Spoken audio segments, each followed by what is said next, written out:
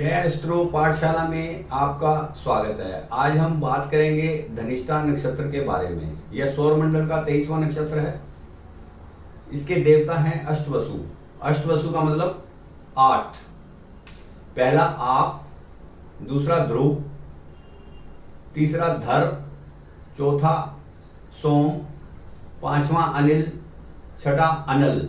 अनिल वायु हुई और अनल अग्नि हुई। सातवां प्रत्यूष और आठवां प्रभास। तो ये अष्टवसुओं का एक ग्रुप है, वो इसका देवता हुआ। चर संज्ञा का नक्षत्र है। उधोमुखी, ऊपर को देखने वाला है, यानी तरक्की करने वाला, महत्वाकांक्षी होगा। यह नक्षत्र आधा पंचक में आता है और आधा पंचक में नहीं आता। मकर राशि का पंचक में नहीं आता। कुंभ राशि का तीसरा और चौथा नवांश पंचक में आता है। हमें इस नक्षत्र के बारे में ज्यादा डिटेल में समझना चाहिए। यदि आषाढ़ मास में किसी का जन्म है धनिष्ठा नक्षत्र में, तो यह शून्य नक्षत्र हो जाता है, इसकी पावर शून्य हो जाती है।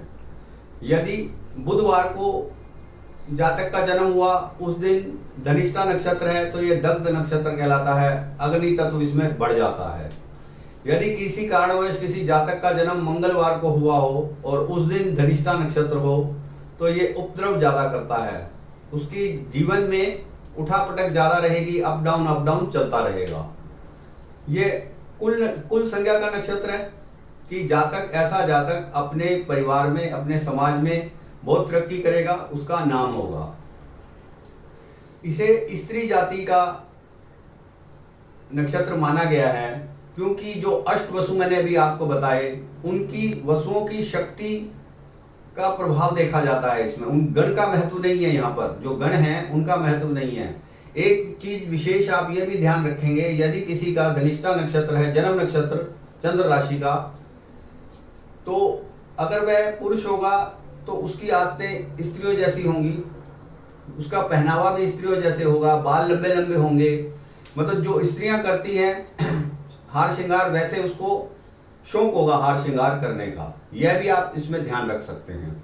आकाश तत्व का नक्षत्र है, बहुमुखी है कि इसको विशालता से, तेजी से चारों तरफ तरक्की करनी है। आकाश तत्व का ये नक्षत्र है। गण में ये राक्षस प्रवृत्ति का है। गण में ये राक्षस प्रवृत्ति का है। 8 असुरों के बाद भी, देवताओं के बाद भी इसकी प्रवृत्ति राक्षस है, क्योंकि ये मकर राशि में होता है और कुंभ राशि में होता है। मकर राशि में ज्यादा राक्षसी प्रवृत्ति होती है, तमोगुण बढ़ जाते हैं, क्योंकि ये शनि तमोगुणी राशि के स्वामी की राशि है और ग्रह का स्वामी जो है, नक्षत्र का स्वामी जो है, माफ करना, मंगल, वह भी अपनी शत्रु राशि में तमोगुणी हो जाता है। उसका राक्षस प्रवृत्ति उसमें बढ़ जाती है। उसको बाई हुक और क्रुक अपना काम निकालना है, तो उसकी प्रवृत्ति राक्षसी प्रवृत्ति बन जाती है।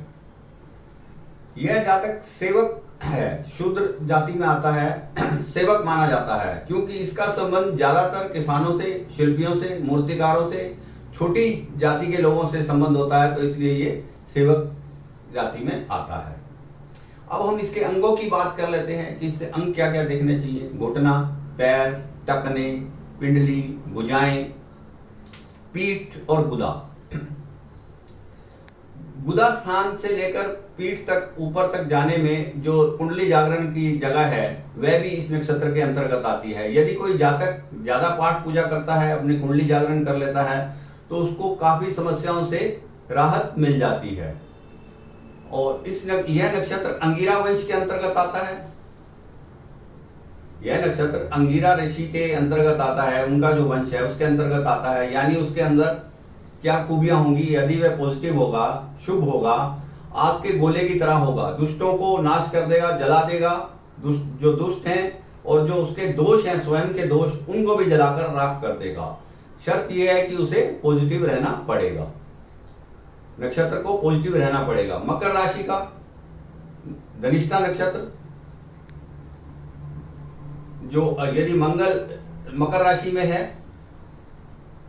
धनिष्ठा नक्षत्र में, तो ये ज्यादा प्रभावी हो जाता है। तमोगुण इसके बढ़ जाते हैं।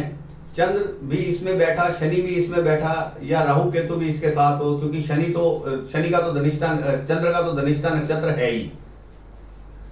तो ये मकर राशि में हमें ये ध्यान रखना है कि अगर मंगल मकर राशि में बैठता है तो ज्यादा नेगेटिव हो जाता है, शनि मकर राशि में बैठता है इसके नक्षत्र में तो ज्यादा नेगेटिव हो जाता है, राहु केतु यहाँ पर बैठते हैं तो ज्यादा नेगेटिव हो जाते हैं। नेगेटिविटी क्या आएगी? विवाह के संबंध खराब होंगे, विवाह होगा नहीं, विवाह होगा तो विवाह सुख में कमी आएगी, और जातक बचपन में उदंड होगा, कहीं टिककर नहीं बैठने वाला, बचपन में उदंड होगा। तो हमें धनिष्ठा नक्षत्र के बारे में बहुत ज्यादा ध्यान रखना चाहिए, क्योंकि जितना उग्र नक्षत्र होगा उतना ही उसका हमें कंट्रोल करना मुश्किल हो जाता है।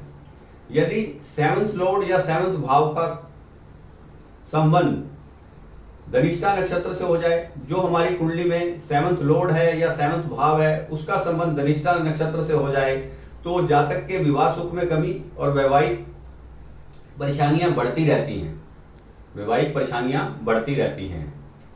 अब इतना परेशानी के बाद हमें इसमें करना क्या चाहिए? अब हम कर लेते हैं उपाय की बात। मैंने इसकी नेगेटिविटी की बात बता दी, इसके बल के लिए बता दिया। अब हम करते हैं उपाय की बात। शमी वृक्ष जो होता है उसको जल दे सकते हैं, उसकी पूजा कर सकते हैं। सावन के महीने में मध्या के 9 दिन, सावन के महीने में मध्या के 9 दिन कौन से हुए? दशमी से लेकर हरियाली तीज तक 10, 11, 12, 13, 14, 15, 1, 2, 3 ये 9 दिन हुए। दशमी से लेकर हरियाली तीज तक इसकी पूजा की जा सकती है, और दोनों पक्षों की, कृष्ण पक्ष की, शुक्ल पक्ष की, सावन की अष्टमी जो होती है वह भी इस नक्षत्र के अंतर्गत पूजा के लिए अच्छी मानी जाती है। तो हम यदि पाप प्रभाव में है, पीड़ित हैं, तो हमें इसकी पूजा करनी चाहिए इस समय। और माँ शेरावाली की पूजा कर सकते हैं। देवी के जो तीर्थ स्थान है उनकी यात्रा करनी चाहिए यदि जातक परेशान है। जागरण करवाना चाहिए घर पर, नाम जप करना चाहिए दुर्गा माँ का। अष्टांग योग का अभ्यास कर सकते हैं। अष्टांग योग क्या हुआ? इससे कुंडली जागरण होती है, जो मैंने अभी थोड़ी देर पहले बताया। अष्टांग योग में 8 वसु आएंगे, जो बता चुका हूं, मैं आपको एक बार फिर बता देता हूं। आप, ध्रुव, सोम, धर, अनिल, अनल, प्रत्यूष और प्रभास। इससे अष्टांग योग करने से जातक को काफी लाभ होता है। या वह मंत्र जाप कर सकता है, ओम यम की माला कर सकता है, ओम रम की माला कर सकता है। उसे गंगा का स्नान करना चाहिए, शिव पुराण और विष्णु पुराण का पाठ करना चाहिए। यह सब कार्य करने से उसके बुरे प्रभावों में कमी आती है। तो आज हमने बात की धनिष्ठा नक्षत्र के बारे में कि यह पीड़ित कैसे होता है और प्रभाव क्या देता है और इसका उपाय क्या है। यदि यह वीडियो आपको अच्छा लगा हो तो आप इसे शेयर करें, लाइक करें और मेरे चैनल को भी सब्सक्राइब करें।